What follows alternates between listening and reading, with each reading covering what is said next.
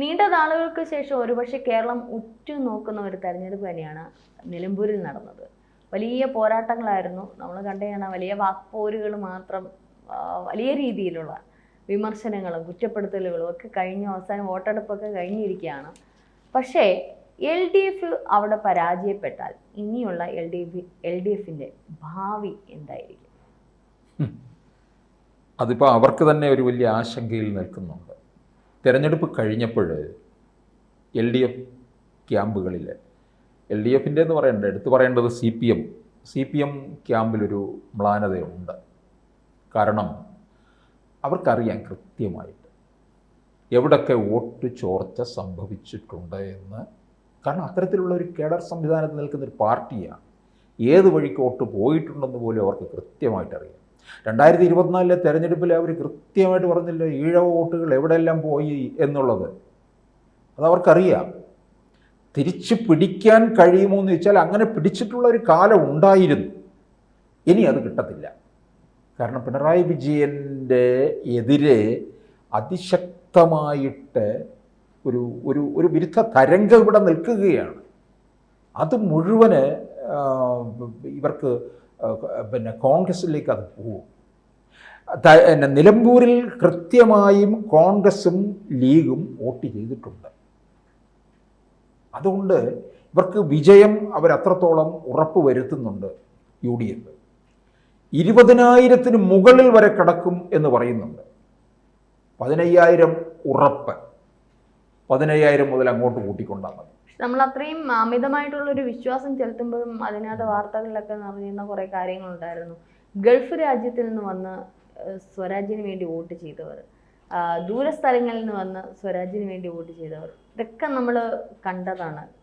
അപ്പം അത്രയൊരു CPM അനുഭാവികൾ അവിടെയും നമുക്ക് കാണാൻ സാധിച്ചു. പാർട്ടി എന്ന് പറയുന്ന അത്രയേറെ ജനങ്ങളുടെ അകത്തേക്ക്, ഉള്ളിലേക്ക് നിറഞ്ഞു നിൽക്കുന്നതാണ്. ഒരുപക്ഷെ പിണറായി സർക്കാരിൻ്റെ ചില ഈ ഏകാധിപത്യങ്ങളായിരിക്കാം ഈ ഒരു LDF സർക്കാരിനെ ഈ ഒരു അവസ്ഥയിലേക്ക് കൊണ്ടുവന്ന് എത്തിച്ചത്. എന്നാലും പാർട്ടി ഭാവമുള്ള അല്ലെങ്കിൽ പാർട്ടിയെ സ്നേഹിക്കുന്ന ആൾക്കാർ ഇന്നുമുണ്ട്, അണികൾ ഇന്നുമുണ്ട്. ഈ പിണറായി വിരുദ്ധ തരംഗം ഉണ്ടെന്നുള്ളത് വ്യക്തമാണ്. അത് ഈ ഫലം വന്നു കഴിയുമ്പോൾ അത് ഉറപ്പായി കഴിയും. അപ്പോൾ അതിൻ്റെ വോട്ട് എങ്ങോട്ടൊക്കെ പോയിട്ടുണ്ട്, അത് അൻവറിനും കിട്ടും ആ വോട്ട്. അതെ, പിന്നെ UDFിനും കിട്ടും. അത് രണ്ടായിട്ട് പോകും ആ പിണറായി വിരുദ്ധ തരംഗം. ഇവരുടെ ഒരു പ്രചാരണ രീതിയിലെ പ്രശ്നമല്ലേ ഇത്രത്തോളം ഒരു ജനങ്ങളുടെ ഒരു വിമർശനം പിടിച്ചു പറ്റാൻ സാധിച്ചത്? നമ്മൾ നേരത്തെയുള്ള ചർച്ചകളിൽ പറഞ്ഞ ഒരു തെരഞ്ഞെടുപ്പ് പ്രചാരണമാകുമ്പോൾ ഒരു പ്രകടന പത്രികയിൽ അല്ലെങ്കിൽ എന്തൊക്കെ നേട്ടങ്ങൾ, ഇപ്പം അവർ ഭരിച്ചിരുന്ന കാലത്ത് അല്ലെങ്കിൽ ഇന്നത് സംഭവിച്ചു, അല്ലെങ്കിൽ ഇന്ന പോരായ്മകളുണ്ട്, അത് ഇങ്ങനെ നികത്തും എന്നൊന്നും പറയാതെ നമ്മൾ സാറ് നേരത്തെ ചർച്ചകളിൽ പറഞ്ഞതുപോലെ ഇറാനും ഗാസയും ഒക്കെ എടുത്തിട്ട് വേറൊരു ഈ തലത്തിലോട്ട് പോയത് കൊണ്ടല്ലേ? അല്ല, അതെന്തിനാണെന്നറിയോ? അത് ന്യൂനപക്ഷ വോട്ട് പിടിക്കാൻ വേണ്ടിയിട്ടുള്ള ആ കളിയാണ് പിണറായി കളിക്കുന്നത്. പിണറായിയുടെ വലിയ ചാണക്യനല്ലേ. ആ തന്ത്രമൊക്കെ അദ്ദേഹത്തെ പഠിപ്പിച്ചു കൊടുക്കുകയൊന്നും വേണ്ട. മാർപ്പാപ്പയെ കുമ്പസരിപ്പിക്കാൻ പഠിപ്പിക്കണ്ടോ? അദ്ദേഹത്തിനറിയാം നല്ല ഒന്നാം തരം തന്ത്രം. പക്ഷേ ആ തന്ത്രമൊക്കെ ഇനിയും അങ്ങോട്ട് ഫലവത്താകില്ല എന്നുള്ളതാണ് തെളിയുന്നത്. നിലമ്പൂരിൽ വർക്ക് ചെയ്തത് മുഴുവൻ ആരാണ്? ലീഗാണ് വർക്ക് ചെയ്തത്. മുസ്ലിം ലീഗിനും കോൺഗ്രസിനും ഒരുപോലെ സ്വാധീനമുള്ള മണ്ഡലമാണ് നിലമ്പൂർ.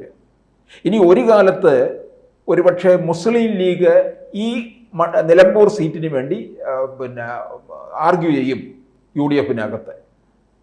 അതിനുള്ള ഒരു തയ്യാറെടുപ്പ് കൂടിയാണ് അവരവിടെ നടത്തിയിരിക്കുന്നത്. അവിടെ കുഞ്ഞാലിക്കുട്ടിയുടെ നേതൃത്വത്തിൽ തന്നെയാണ് ലീഗ് പ്രവർത്തിച്ചത്. ഒരു ക്യാമ്പയിൻ മാനേജിങ് കാര്യങ്ങളൊക്കെ നന്നായിട്ട് കൊണ്ടുപോവുകയും ചെയ്തു. തെരഞ്ഞെടുപ്പ് പ്രഖ്യാപിച്ചതിൻ്റെ അടുത്ത ദിവസം മുതൽ പോളിംഗ് തീരുന്നിടം വരെയും കുഞ്ഞാലിക്കുട്ടി അവിടെ മണ്ഡലത്തിൽ ഉണ്ടായിരുന്നു എന്നുള്ളതാണ്. അവർ നിശബ്ദമായി പ്രചരണത്തിൽ അങ്ങ് ഏർപ്പെട്ടു. കാരണം അവർക്ക് ഈ നിലമ്പൂരിലെ വിജയം കേരളം മുഴുവൻ എത്തിക്കണം. 2026 കേരളത്തിലേക്ക് ഒരു UDF തരംഗമാണ് എന്ന് ബോധ്യപ്പെടുത്തണം. അത് നിലമ്പൂരിൽ നിന്നുള്ള തുടക്കമായിരിക്കണം. കാരണം ലീഗിന് അധികാരത്തിൽ വരണം. കോൺഗ്രസ്സുകാർക്കും വരണമെന്നുണ്ട്. കോൺഗ്രസ്സുകാർ ഈ ദേഹം അനങ്ങാതെ അപ്പം തിന്നാനിരിക്കുന്നവന്മാരാണ്, അതറിഞ്ഞുകൂടെ? പിന്നെ കതിർവൊക്കെ ഇട്ട് പിന്നെ മുഖത്ത് വെള്ളയും പൂശി അങ്ങനെ അമൂൽ ബേബികളെ പോലെ ഇങ്ങനെ വരും. അവർ ജോലി ചെയ്യത്തില്ല. നിലമ്പൂരിൽ തന്നെ അവർക്ക് ജോലി എളുപ്പമായിരുന്നു കേട്ടോ. ആ ജോലി മുഴുവൻ മുസ്ലിം ലീഗ് ചെയ്തു എന്നുള്ളതാണ്.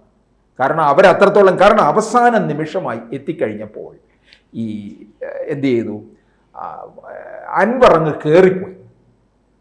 അൻവർ ടോപ്പ് ഗിയറിലേക്ക് അങ്ങ് മാറി.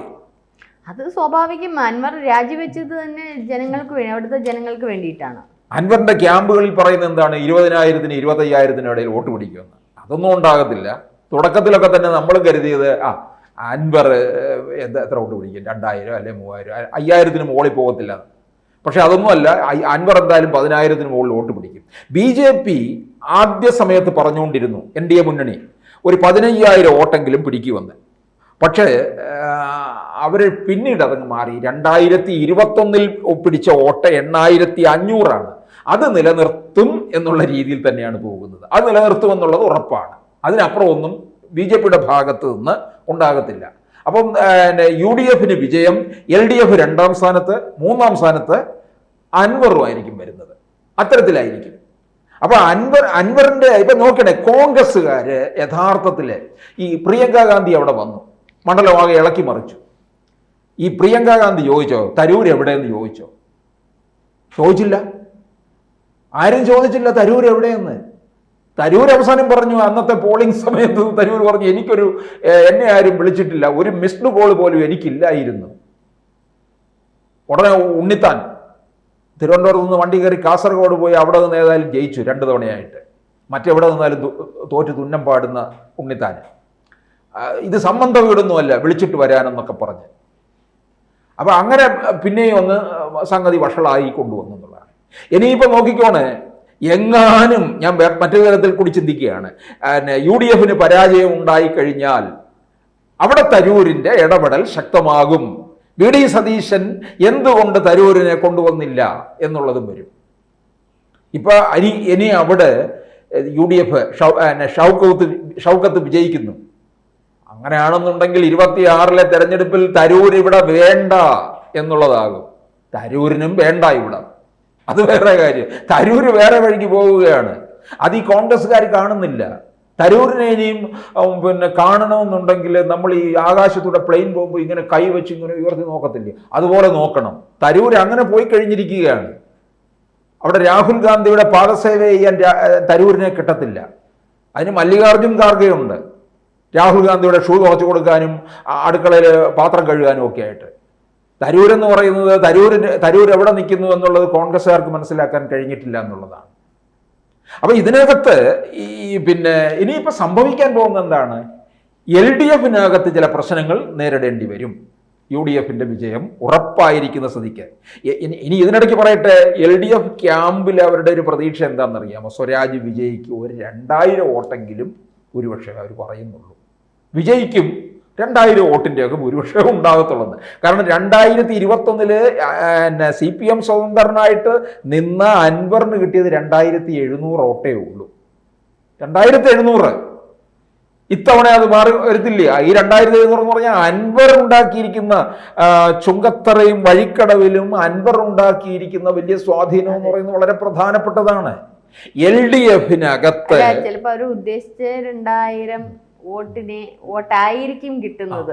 LDF-ല് ഒരു ഭിന്നത ഉണ്ടാകും. ഘടകകക്ഷികളൊക്കെ ചിലരൊക്കെ 2026 ഭരണം ഏതു തരത്തിൽ മാറുമെന്നുള്ളതനുസരിച്ച് അങ്ങോട്ടേക്ക് ചായ്വാനുള്ള സാധ്യതയുണ്ട്.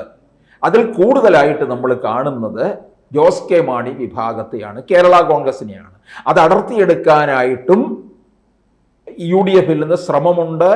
അതിന് നേതൃത്വം കൊടുക്കുന്നത് ലീഗാണ്. അത് ഇന്നോ ഇന്നലെ തുടങ്ങിയതല്ല, കുറേ നാളുകളായി തുടങ്ങി. ലീഗ് എന്തായാലും കുഞ്ഞുമാണിയെയും കൂട്ടരെയും ഇപ്പുറത്ത് എത്തിക്കും എന്നുള്ളത് ഉറപ്പാണ്. കൂടുതൽ വാർത്തകളും വിശേഷങ്ങളും നിങ്ങളിലേക്ക് എത്താൻ ABC മലയാളം സബ്സ്ക്രൈബ് ചെയ്യുക, ബെൽ ബട്ടണും അമർത്തുക.